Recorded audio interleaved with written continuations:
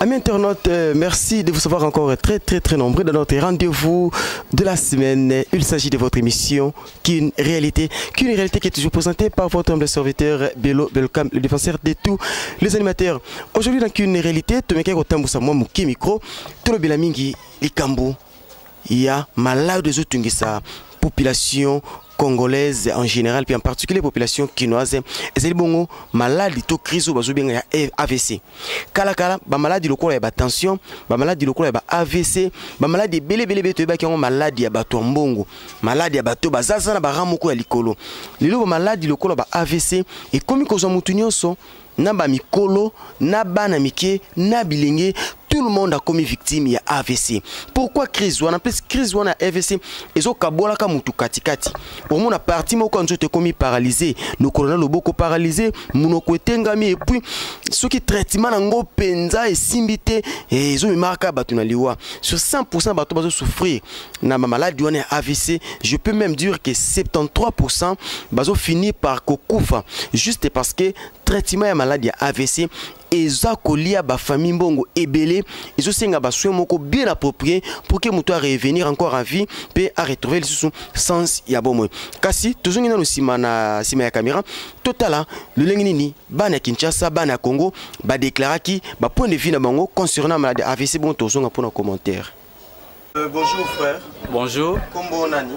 Kombo Feli Matondo. Oui papa Feli, oyebi crise oyo Kinshasa za ko souffrir nango lelo ba bengi AVC. Oui, na okara AVC comme le rôle habitude ba ko bela AVC moi trop. Est maladie wana to crise wana AVC ezo ça dit à quoi? Kaka pona Kinshasa batu ba la mukeli bolingo to passe Kinshasa to makanisi kaka ezo sala milandingi ni. Bon, merci monsieur le journaliste, mais la plupart ya AVC to mona mingi na point de vue na ngai oza moi mingi. Ba kimi régime alimentaire donc to changer le régime. Bokoko to mesana mo biloko mingi bando za mo bache ba mukubi ba biloko moko boye ya bokoko banzete ba pondu melele komi trop ba kibe ba biloko moko boye trop chimique. Parce que comme ça là que et comme ça na circulation rapide ya sang. Trop de chimie, trop de formol, ba biloko mo ça que même circulation makilando ta comme et comme trop excès à rapidité. Parce qu'on a pas problème au to kuta na lelo. Mutaro da tamsusu et faire le biloko wana aye baté na carte de circulation comme ndeni au tapé na kamo tamsusu bolingo na choc wana na ndenge makile comme otambola tamsusu rapide et go ça qui va paralyser mo comme ya rapide donc zo pesa biso cause amara moya mingi ba régime alimentaire va te changer makasi takala ba tension to lelo na mboka le ko to ba sali boy na ba tension to wana donc comment ça qui batu kala tu ebaki ki AVC za ki malade ya bato mbongo mais ndenge ni lelo na biso ba o tout ça ne lokote to komi pe ko sala ka ba crise wana. Bon di mingi bato trop moni effet pauvreté hein pauvreté les makasi bato on raisonner trop. Imaginez-vous que papa moi na ba etam so 8 asala ramtam so musala zo ratam so moins de $150 même moins de $100 alors tam so 80 000 francs vie collé à bana chaque jour simbati. Raisonnement wana ayi bana boulot asala nini de salike de trop de raisonnement conseil ni européen la population quinoise pour éviter maladie à AVC. Bon population na ba pour la population conseil européen ça peuple congolais arake non tout d'abord tous ngana nous beaucoup qu'on a biso côté bleu olia ta ba misilite zali ba bilo wana ba mboka so na ba village ba AVC za la raté. Donc il y a moto sur la boko qu'on a biso pour na golia. Baba bana to olia nini? To olia ndenge nini?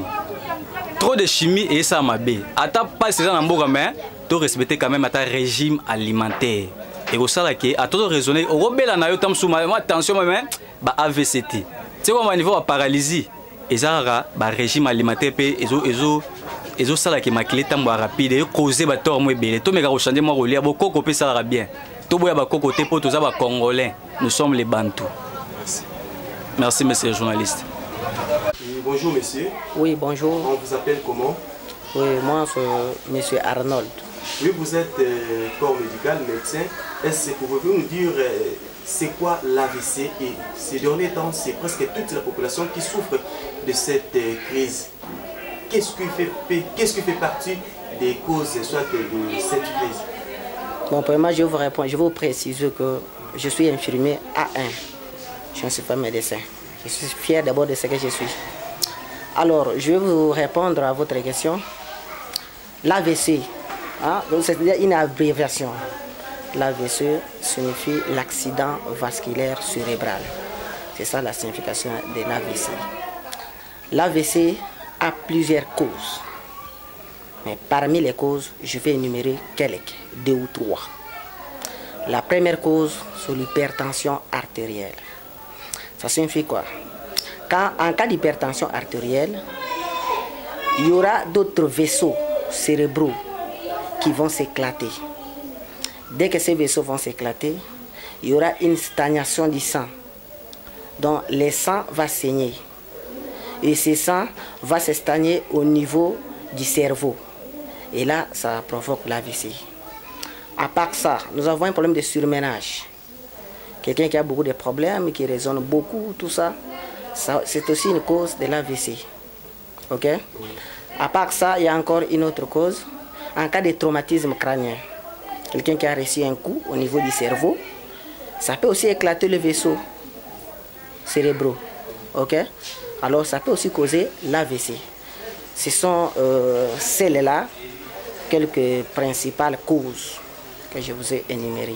Y a-t-il un moyen de lutter contre cette crise d'AVC? Oui, effectivement. Il n'y a pas une maladie qui manque un moyen de défense. Alors, on peut lutter. Premièrement, pour la première cause, en cas d'hypertension, il faut d'abord... Donc, le grand problème, c'est quoi? Il faut combattre les causes ou les facteurs favorisants. Vous comprenez ça? Par exemple, en cas d'hypertension, il faut bien soigner l'hypertension. Puisque ce n'est pas une simple hypertension qui provoque l'AVC. Non. Est-ce que vous comprenez? Avec de légères hypertensions, c'est un peu rare que ça provoque l'AVC. Alors, si l'hypertension est négligée et que les systoles et les diastoles deviennent à un niveau élevé, et là, les vaisseaux vont s'éclater. C'est-à-dire, en cas de négligence d'hypertension, vous allez arriver à un niveau d'atteindre, à un niveau de souffrir de l'AVC. Est-ce que vous comprenez? Alors, si vous soignez bien votre hypertension, on sait que l'hypertension devient, que je peux dire, cosmopolite. Donc, si vous soignez bien, vous prenez bien les soins de votre hypertension, vous n'allez pas atteindre un niveau d'AVC. Je ne sais pas si vous me comprenez. Donc, si vous soignez bien l'hypertension, il n'y aura pas un problème d'AVC. Un problème de surménage. Pour éviter d'abord le surménage, il ne faut pas beaucoup raisonner. On sait que oui, bien sûr que le monde devient un peu difficile pour ces derniers temps. Nous avons des lourdes charges qui ne sont même pas à notre niveau. Et par manque d'emploi ou par manque de beaucoup de choses, alors quelqu'un peut beaucoup raisonner, il peut être dépassé de beaucoup de problèmes. Mais toutefois, il faut voir la conséquence. Vous comprenez? Puisque nulle part, je ne vis que quelque part quelqu'un qui a beaucoup raisonné, il a trouvé une solution. Impossible. Donc même si vous raisonnez beaucoup, vous ne trouverez pas de solution. Mais il suffit seulement de vous contenter de ce que vous avez, ce que vous pouvez faire, ce que vous avez à main. Vous comprenez? Oui, les raisonnements ne manquent pas, ne vous dépassez pas. Donc il faut éviter à beaucoup raisonner. Il faut éviter à beaucoup raisonner. Si vous avez déjà raisonné, il faut dormir profondément. Il faut chercher d'autres produits, d'autres tranquillisants qui va rafraîchir votre cerveau. Donc il faut dormir à une longue durée. Vous comprenez? Dès que vous dormez, que vous vous reposez longuement et que quelquefois ces surménages peuvent diminuer et ça ne va pas atteindre un niveau de provoquer l'AVC. Exemple des accidents, bon là, il n'y a pas moyen de faire autrement. Ça arrive, puisque quelqu'un ne connaît. Il y a des fois, vous voyagez, vous entrez ici, non, j'arrive un peu à Pascal et vous arrivez quelque part, vous connaîtrez un accident et c'est tout. Un accident qui arrive, bon, ça, il n'y a pas moyen de faire autrement. Est-ce que les problèmes d'amour peuvent aussi créer l'AVC? Mais quand on parle des surménages, les raisonnements, tous ces problèmes-là, c'est un problème qui vous dépasse. Un petit garçon qui a engrossé une fille, et il se voit devant l'enclume et le marteau. Il dit, où partir? Je n'ai pas une famille qui peut me soutenir. Que peux-je faire? Et là, il se dépasse à raisonner. Il raisonne beaucoup. il n'a pas de moyens, il n'a pas de famille, tout ça. Comment résoudre ce problème? Est-ce qu'il va aller jusqu'à la prison? Tout ça, donc ça peut causer plus vite que possible, voire même de plus que beaucoup de choses. C'est un problème qui arrive beaucoup chez les jeunes garçons. Oui, en quelques mots, que pouvez-vous conseiller à nos téléspectateurs? Oui, normalement, je pense que ceux qui m'ont suivi peuvent directement comprendre ce que je les ai expliqué. Ceux qui souffrent de la tension, ne négligez pas votre tension. Donc, il faut chaque fois visiter l'hôpital. Il faut avoir un médecin qui fait votre suivi. Vous comprenez? Il faut avoir un médecin ou un infirmier qui fait votre suivi. Ok? Alors, qui peut de tout temps, de tout moment, vous donner des produits pour que vous retournez à l'état normal.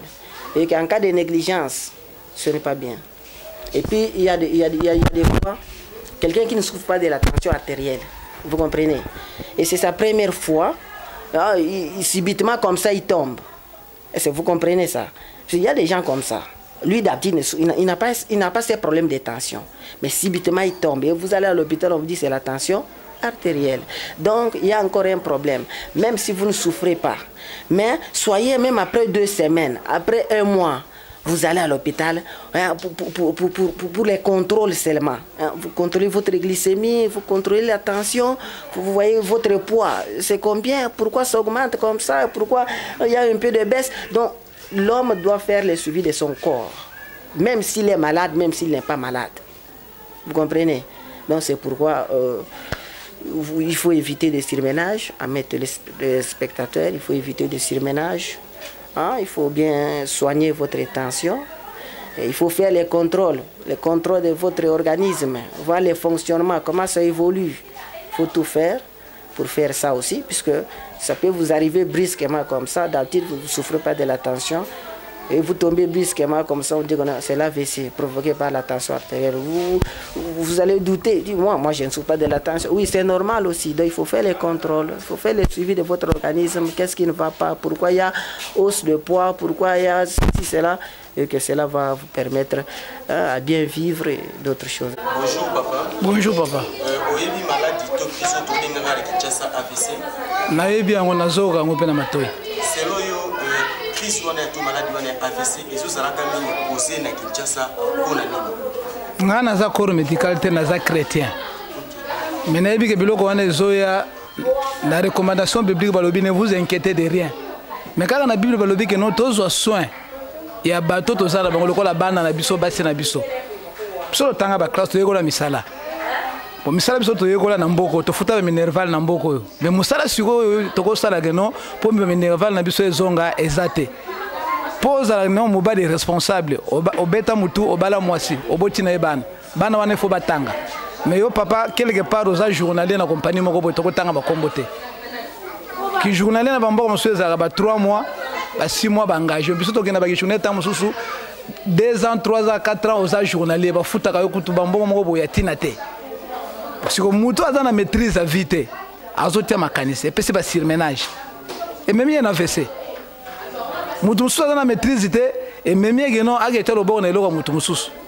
La maladie de ya no lelo babeta mbasu nini maîtrise des allégité charge azana ngo moya faire face ezate age beloko mutu babeti mbasu mais mutu azana maîtrise aza mutu moko makanisi pe azo bati ago se refoule ndenge nini excès makanisi bato ko na ba VC mais tout ça na mboko na biso biso poto bonga il faut to bien na mboko na biso to kena ba mboka ba voisin or bible lobi ke non esika botie matambe na bino bénédiction na bino epesami wana bosiko bato baza disposer pour biso to zwa mboko kimia na mboko na biso eza neti bino papa pour biso eza teke non to ko bima na mboko na biso to na mboko na biso to souffrir c'est que na mboko ba mususu ko sala susu ya ko leka mboko na biso pour to kenda na Brazzaville ba boma ba ninga mususu ba mususu ba zonga ba ina ba tobola liso ba boka loboko ba kata loboko pour que nous le connaissions pas. Le problème c'est que nous, bateau bino bateau boza liboso, bozo soin ya peuple. Chômage na mboko na biso bozo ko débattre en côté. Musala neto ya journalier na mboko na biso, journalier kale salaki ya bana mike. Lelo biso batata bima boka ko mona nga journalier. Kala minte na okenda ba 50 vie nanga, mais na za journalier na compagnie moko boy. Bazo traiter ngata musu de 8h à 18h. Mais le on a papa to le lanani. Ce qui bino ba pepe ba ponani ba condition zo voter te. Ba condition zo la ya passe. Malade na nzoto za nango, tamu se za kama ko opératoire. Moya ba solo opération ezate po mbongo ezate. Ba bengani mwana classe, minerval kuna ezate courant ko to ba kata mai mystique. Ndako abato il faut foutela. Papa, makambo bolingo eza na bato baza ba non chrétien, bato ba yebi nzambe te. AVC zo na ba responsable. Bato baza ba responsable. O munike no agomela ba masanga na bango bazo benga soki subo na tolo te, azo kanse tongo etani ndo ke na ba fete boy. Bane fo bala nga papa na ko supporter, mama ko supporter, membana na biso. Tango zo supporter ozo kanse makambo ti bo ya ko sutaka boy loboko lokolo paralysé. Pozo tra mukumba batozana mwana bato bala mwasi mwana batoza epana yo il faut laisser ye il faut la disaye musale ezate non papa balo ko pesa na ndikono situation na biso pona ko éviter maladie AVC pona ko éviter plutôt AVC il faut que on a le sambo pour balobi na mokanda Philippiens 4 ne vous inquiétez de rien à toutes circonstances faites connaître vos besoins à l'Éternel par la prière mais prière aux arrêter ko fanela na ndako boye banda tongo ti pourquoi au sala ga prière aux ana mwana ina ne 8 heures de kogi fale mikate yo zo sala prière eza na molimo mais mikate eza na bunzoto il faut mwana mbongo mikate ezala ozwaki mikate bato lobi ofutite lelo soso kendo ke senga mikate obi ma client moko douter hein tozo prier mais misala ezate ba fungola biso ata misala tozana ba diamant tozana ba pétrole na bamboko ata ba compagnie ba minéraux ya ba diamant ba fungola ba bezina ya diamant mais ya pétrole biso tosala ba futaka biso kuna ba libanais ba ya bangonde bazo sala biso misala ba construction bambongo moke ba chinois ba futa biso balare moke toko ko sele ko organiser te AVC zone ba to bazangi maîtrise charge leki batangi so ndengo za bo journaliste ozana tata tangi sa yo tata moi c'est un sous contribuer na betide na yo o comme journaliste pe salaire malunga te soko za journaliste moko bo maîtrise des até AVC pe yelio papa hein. Merci beaucoup Toti Kolanda ba point de vue ya bandeko comment ils ont comment bameki ko tel sama kanisa bango c'est vraiment souffrant kutala le lengeni ni peuple congolais et surtout peuple Kinshasa azako souffrir bola la bola muki mutu akomi paralysie loboko lokoloto loboko na lokolonzela moko et boki ba point de vue ya batu c'est lo bandeko na biso misusu balobi ceux qui batu souffrir ces derniers temps maladie wana ya AVC c'est juste parce que la vie sociale n'est pas à l'auteur ba besoin et ça la nassé makasi koleka oyo batu bazo gagner comme rémunération to enveloppe salariale les gens se retrouvent na balabala avec 1001 questions o bazo yebate bakozula ba réponse wapi ngambo mususu bato bazo boya mana bolingo ezo simbate na kati ba foyer mama tombokela ka papa chaque jour bana ba tombokela ka papa chaque jour na mosala rien ne marche hôtel politique kuna ko lobate souci likola souci zo benda maladie ngambo mususu eza sur le cambo ya régime alimentaire na Kinshasa to koma ko lia kaka poli bumwe tonda li bumwe vimba bato bazo lia non pas pona ko tonga nzoto nyoso wana eza bangambu eza ba problème eza ko sala ke ba nombre ya liwatu ya bakufi et se multiplier tozala ki pena ndeko na biso wazali corps médical azali infirmier a tel biso na mozindo likambu ya maladi wana tubengi AVC ce qui est la kisinini kasi conseil ici moko nandila qu'une réalité to sabino ndeko na ngai si nous voulons vivre longtemps faisons vraiment effort tomika ko se surpasser kotia makanisi kotondisa makambo likolo makambo ça ne résout aucun problème si tu veux vivre longtemps meka kozala pas vraiment sans foutiste meka kozala un peu réaliste acceptons plutôt les choses telles qu'elles se présentent. Évitons des soucis, évitons des problèmes, évitons d'emmagasiner plus. Sinon, tout ça aura cours sur Vinabiso Anamokiliasi. Merci, vous avez été nombreux en train de suivre votre émission Qu'une réalité qui est l'une des émissions de votre site préféré, les 3W Congo Millennium. Mais on ne peut pas mettre fin à cette émission sans pour autant présenter nos grandes salutations à tous ceux qui nous sont chers. Et là, je vois celle qu'on appelle, oui, Lydie Cross, Lydie Kress et Kanga, Lydie Kress Kongi, la première dame de l'Europe. Grand coucou à toi, Tantine Lydie. Et pourquoi ne pas saluer celui qu'on appelle Bob Cotterson depuis Paris, le lit dédié à Paris, sans oublier l'homme à Gianni Versace, l'homme à la nouvelle collection, lui on l'appelle Lévier Desingo, Désiré Kengebeni. D'ici là, portez-vous bien, bye bye.